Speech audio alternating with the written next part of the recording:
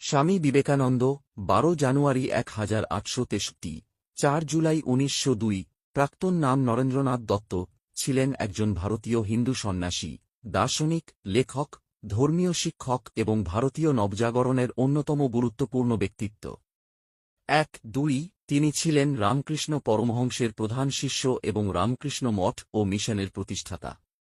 ১-২ শৈশব ও শিক্ষা। নরেন্দ্রনাথ দত্ত ১৮৬৩ সালের ১২ জানুয়ারি কলকাতায় এক প্রভাবশালী পরিবারে জন্মগ্রহণ করেন।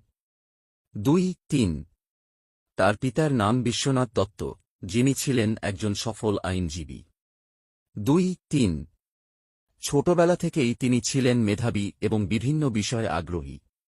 ২-৩ তিনি কলকাতা বিশ্ববিদ্যালয় থেকে বি.এ পাশ করেন। ৫-৬ পরবর্তীতে তিনি রামকৃষ্ণ পরমহংসের সান্নিধ্যে আসেন এবং তার শিষ্য হন।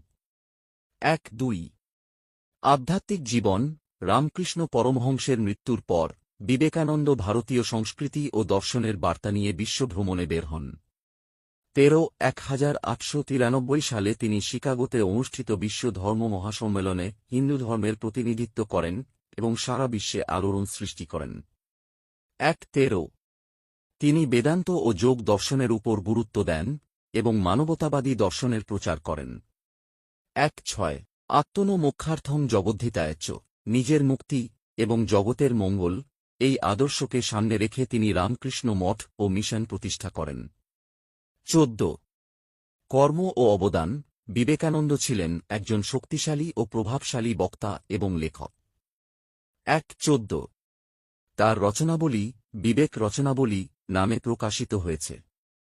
১৪ তিনি যুব সমাজকে দেশপ্রেম, মানবসেবা ও আধ্যাত্মিকতার পথে আহ্বান করেন।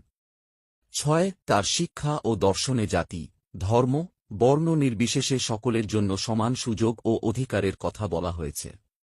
৬ জীবনাবসান। ১৯০২ সালের ৪ জুলাই তিনি বেলুড় মঠ এ পরলোক গমন করেন।